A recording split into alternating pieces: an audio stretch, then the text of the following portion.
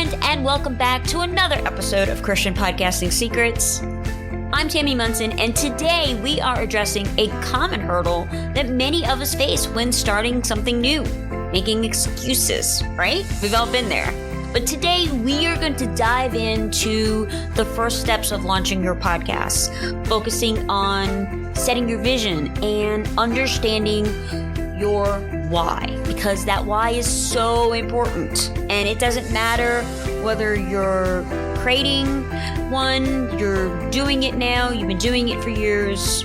We always need to go back and revisit that why.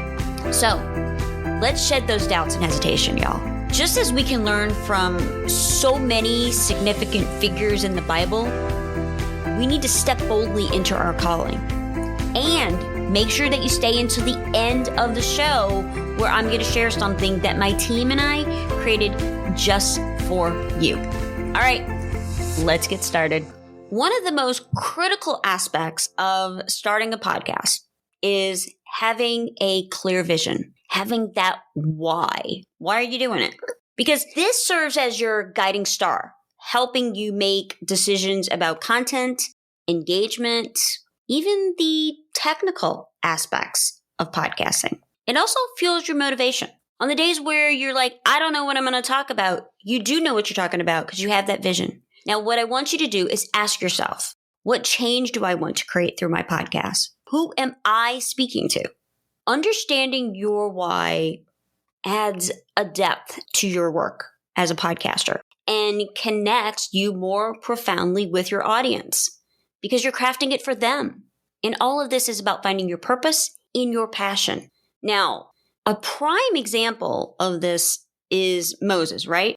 Because when God called Moses to lead the Israelites out of Egypt, Moses came up with so many excuses. From questioning his abilities to asking God to send someone else. He hesitated to step into that role. Now we can look to Exodus chapters 3 and 4, and that shows us that even those who are destined for greatness can doubt themselves, can be hesitant to step into that.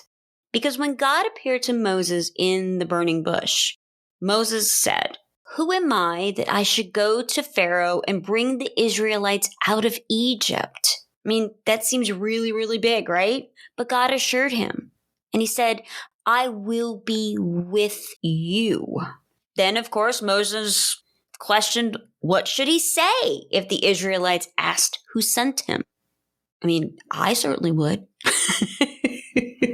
And God gave him the powerful declaration, "I am who I am." But like the rest of us, Moses continued to doubt, worrying that people wouldn't believe him. And of course, in response, God gave Moses several signs to perform, turning his staff into a snake and making his hand leprous and then healed. But even after all of that, Moses expressed his fear of speaking. He didn't feel like he was a good speaker. There are other people that could do a much better job. God assured him once again by saying, "Who gave human beings their mouths? Now go, I will help you speak, and I will teach you what to say." And once again, Moses pleaded with him, "Please send someone else." And what did God do? He appointed Aaron to assist him. Isn't this like all of us? We receive this calling from the Lord, and we say, send me a sign to make sure this is right. Help me with this. Give me this. Give me that. I can't do this. All of those things. Sounds very familiar, right? But this teaches us, with God's help, we can overcome anything. We can overcome our doubts and take those confident steps forward. As it says in Philippians chapter 4, verse 13, "I can do all this through him who gives me strength." Now, just like Moses, we may face moments of self-doubt and fear, but God's presence and his provision equip us to fulfill that calling. I mean, we've all been there. Can I do this? What if I fail? Who's going to listen? Are they going to judge me? God has us. He has gone before, and he knows exactly what is going to happen. He will provide for each and every one of us. Now, I talked a little bit about my calling in previous episodes, and how God has provided that way for me. He knew what I needed, and He knows what each of us need. And we must be obedient and take those first few steps. It's not easy, but it's what we need to do. So y'all know that I am super practical about things, and I want to give you steps that are going to move you forward. Now, these are going to be steps that you can start using today into launching your podcast. And even for my experienced podcasters, it might be a good idea to revisit a few of these things if you haven't in quite a while. Because sometimes we tend to drift away from our vision for whatever the reason is. Doesn't really matter. Okay, number one, let's create a clear vision. So by establishing this for your podcast, it's crucial as it guides your mission. It influences every single decision that you make, whether you're talking about content creation, to getting upgraded equipment, to listener engagement. So let's get into some of these specific strategies, okay? Let's think about what our purpose is as well as what our passion is. I want you to reflect on what God is placing on your heart to share through your podcast. Because, friend, this is where your passion intersects with your divine purpose. Next, I want you to create a concise vision statement that encapsulates what God calls you to achieve with your podcast. Now, this statement should be inspiring and very straightforward. Think of it as your pillar of light through your podcast journey. Next, I want you to identify your ideal listener. Just as Jesus spoke to everyone's individual needs, from the woman at the well to those who attend the Sermon on the Mount, you want to develop a detailed persona of your typical listener. Now, what does that look like? Who is she? Or maybe it's a he.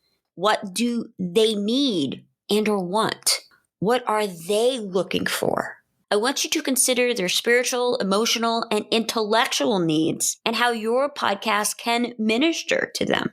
Then you can use this persona that you've created to envision how your audience might interact with your content, guiding them closer to Christ and deeper within their faith. Now, my audience persona, her name is Liz. She's a mom and a wife and feels the call to start a podcast. She's anxious. She's got all the questions, the what ifs. The tech simply overwhelms her, and she's just not sure what to do, but God has given her this calling. Every decision that I make for this podcast is for Liz. I view the podcast through her ears and eyes. But the other thing that is so critical is that we need to align our vision with that content. So when you're developing the content for that vision, you want to make sure that it aligns, it's meeting the needs of those people. Ensure that each episode reflects aspects of your overarching goal to inspire, to teach, to uplift, echoing the parables Christ used to impart wisdom and provoke thought. Maybe consider creating a thematic series that deeply explores biblical truths. Now, this particular approach can comprehensively explore topics and keep your audience engaged over time. Maybe it's a Bible study. Maybe you're just talking about things that you have questions on. Whatever it is, start implementing these strategies, and I guarantee you, your vision for your podcast will become a guiding force, motivating you, but also resonating deeply with your listeners and building that community, because community is so important. We were literally built for it. Now, friend, I want you to remember that every journey begins with letting go of the excuses and taking those first few steps. And that's exactly what I want you to do. Because Moses' story isn't just about biblical history.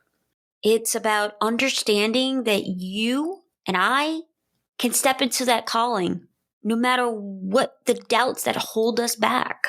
So here's my bossy Enneagram 8-ness coming out. I want you to set your vision, know your why, and start making your mark in podcasting.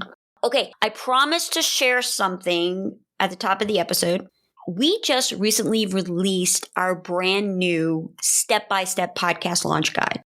I am so proud of this thing. It took us 18 months to do, but we wanted to make sure that we had all the best parts in it. And y'all, it's completely free. We are not charging for this thing at all. Now, my team at Wildfire and I created this planner with you specifically in mind. It is designed to take the overwhelm out of launching your podcast.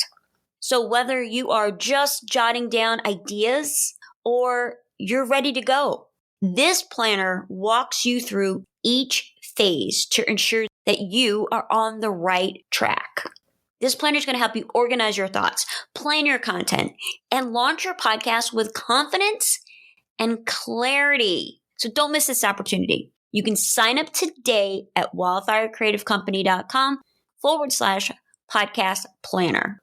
So thank you so much for joining me again this week. Next week, we are getting into one of my favorite podcasting topics, and that's how to identify your podcast niche. Is it good enough? Do you need to niche down? All those things I'm going to be talking about. So I want you to have a great week, and I'll see you next Wednesday here on Christian Podcasting Secrets. Bye, y'all.